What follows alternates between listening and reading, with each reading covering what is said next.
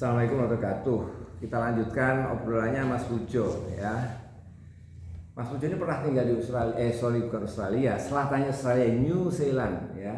Yes. Negara yang negara yang dikatakan dombanya lebih banyak daripada manusianya. Ibu kotanya Wellington ya Mas ya. Ya. Oke, Mas Pujo di tahun 19 berapa Mas Pujo? 86 sampai 89 itu beliau tinggal di sana. Mungkin bolehlah berbagi inspirasi. Silakan Mas Pujo. Jadi sebenarnya itu kalau sekarang ya orang ingin sekolah ke luar negeri itu ya istilahnya gampang-gampang susah ya. Kalau orang tua kaya, anakku kamu ke luar negeri, gampang kan? Kalau anaknya mau, kan gitu ya. Jadi istilahnya nggak masalah. Kalau ada masalah itu orang tuanya kaya, kamu sekolah setinggi-tingginya, sejauh-jauhnya, sehebat-hebatnya, tapi anaknya nggak mau, itu kan masalah. Oke. Nah sekarang agak dibalik. Ya, orang tuanya nggak kaya gitu ya. Nah, terus kemudian anaknya ini punya cita-cita gitu loh. Punya cita-cita. Wah, aku ingin maju daripada sekarang gitu. Itu yang penting. Jadi istilahnya dari keriwian itu akan ada gerojokan. Nah, jadi istilahnya itu biasanya dimulai ketika anak itu memulai sebagai akalnya jalan dan dipasrai tanggung jawab akil balik. Oke, siap. Nah, biasanya itu ya memang Allah itu mewajibkan orang yang anak yang akil balik itu melaksanakan semua perintah-perintahnya kan gitu ya. Nah, di situ kalau orang diberi rahmat itu datang itu akan menjadi hidayah ya. Gitu kan. Gitu kan. Nah, makanya kan tahu ya sesama muslim itu kan selalu Assalamualaikum warahmatullahi wabarakatuh.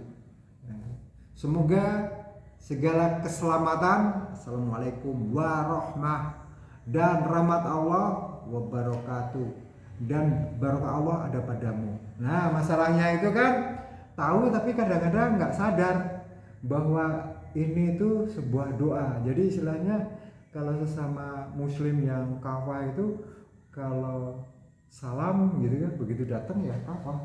Assalamualaikum warahmatullahi wabarakatuh. Waalaikumsalam. Gitu jadi dari dalam muncul ke luar.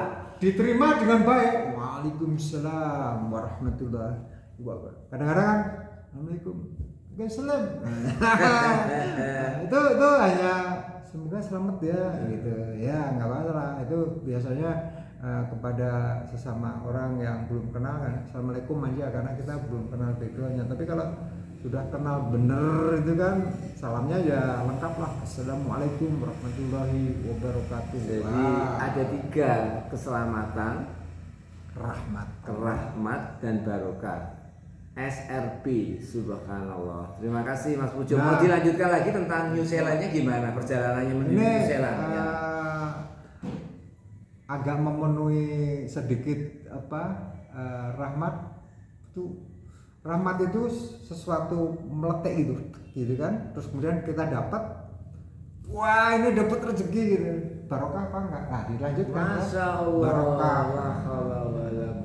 Sudah dapat sesuatu yang diberikan sama Allah, tapi kalau nggak dilanjutkan ke barokahnya itu ya lepas juga gitu. Masya Allah. Nah, seorang yang akil balik itu mendidik orang yang akil balik itu gampang-gampang susah. Jadi sebenarnya tugas dosen perguruan tinggi sama guru kelas 6 SD sama guru SMP itu beda banget. Jadi kalau guru SMP itu harus bisa tidak hanya kurikulum ini jatahmu. Enggak, tapi yang paling penting itu sebenarnya membuka otaknya gitu ya. Nah, kenapa saya tidak ujuk-ujuk 1986 langsung ke New Zealand. Enggak, 17 tahun sebelumnya itu kan dulu itu kan saya tuh selalu rebutan baca koran. Saya di Klaten ya, SMP di Klaten, baca rebutan sama bapak. Langganannya itu koran Semarang itu apa? Suara Merdeka. Suara Merdeka. Suara Merdeka bapak datang jam 3 jam 4 kan gitu. Saya pulang dari SMP itu kan jam 12. Siap. Nah, kalau sudah bapak pulang tuh koran itu ya miliknya siapa?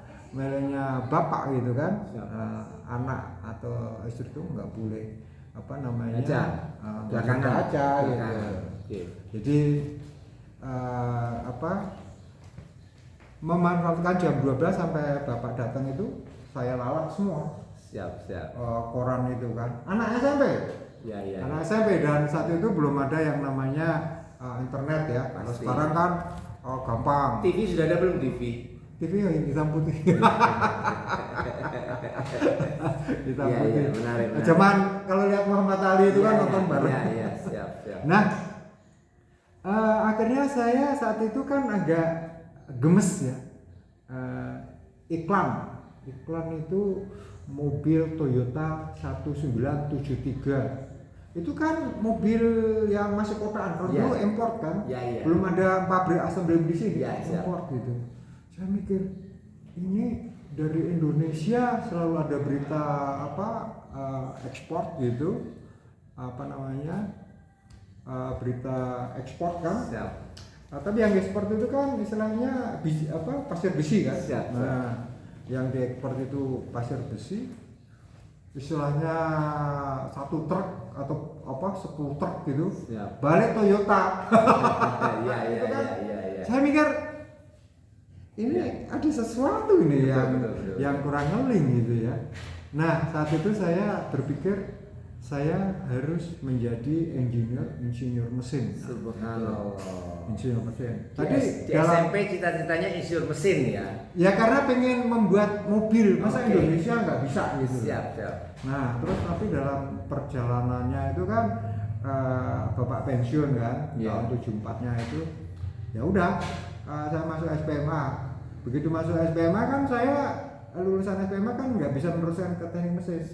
Yang berbau mesin-mesin itu ya Fakultas Teknologi Pertanian jurusan mekanisasi. Masalah mesin pertanian. Oke. Nah, terus kemudian kan lulus Gajah Mada S1 ya.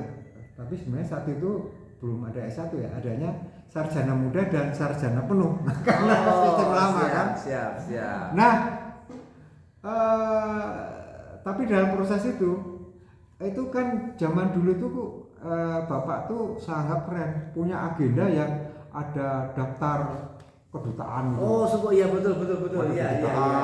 Besar. Betul. Lebaran ke Jakarta. Lah itu saya. Ada bendera-bendera negara seluruh dunia.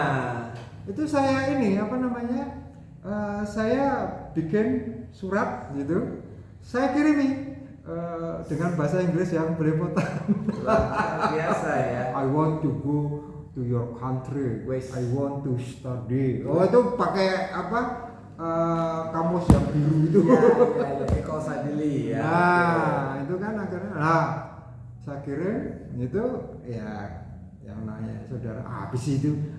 Tapi kemudian dapat kiriman dari kedua tahun buku banyak. Gitu. Buku-buku. Wah, ya sombong dikit. Wah, itu bahasa Inggris padahal belum bisa. Luar biasa ya. Nah, saat itu akhirnya terpatri kan. I want to go abroad. Masya Allah. To study. Nah, kalau orang tua saya kaya kan enak.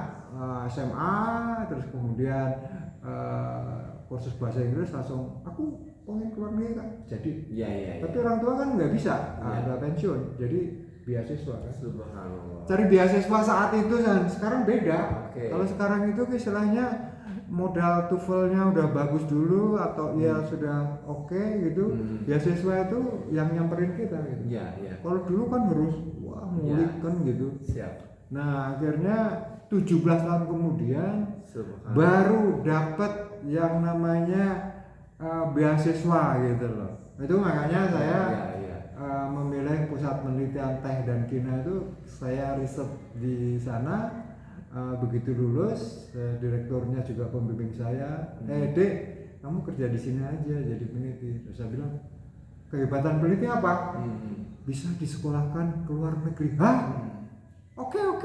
Padahal saat itu saya sudah diterima di perusahaan manajemen trainees kan. Bayarannya itu saat itu 400 manajemen trainees ya. 450.000 di Gambung itu kalau diterima itu 215. Siap. Tapi saya milih yang separuh itu. Siap, gitu loh. Siap. Karena dengan harapan bisa I want to go abroad kan gitu. Dan istilahnya paling enggak mudah-mudahan ada anak lahir di sana satu. bawa keluarga kan, keluarga berarti kan ada mindset untuk anak-anak muda yang bisa membandingkan hidup di negara maju sama enggak itu kan mindsetnya yang beda gitu. Saya kira itu yang paling penting anak yang akil balik itu harus dididik dengan benar sehingga ada benih ada rahmat datang gitu. Rahmat datang itu harus dipancing ya, dipancing dengan amalan kan gitu. Nah di situ ada hidayah, Nah kadang-kadang hidayah itu guru itu kan memanggil hidayah supaya nyemplung di anak didiknya. Nah itu guru itu yang keren itu yang seperti itu gitu. Oke, menarik Mas Pujo. Ada pertanyaan ini sambil kopi. Nah, saya coba review ulang. Jadi ketika bertemu itu kan asal itu keselamatan ya. Selamat itu kan secara fisik, secara psikis mungkin saya tambahkan ya. Selamat temu saya happy berarti kan selamat kita. Setelah selamat rahmat. Jadi apa yang diomongin sesuatu yang menyenangkan ya, bukan sesuatu yang ya mungkin membuat galau atau menyedihkan ya. Assalamualaikum warahmatullahi wabarakatuh. Keberkahannya adalah bagi saya ini setelah Mas Pujo nanti pamitan ini, rekaman ini akan saya share di YouTube dan ini berkah, orang follow, orang terinspirasi bahwa bercita-cita studi idealnya muncul sejak dini. Terima kasih.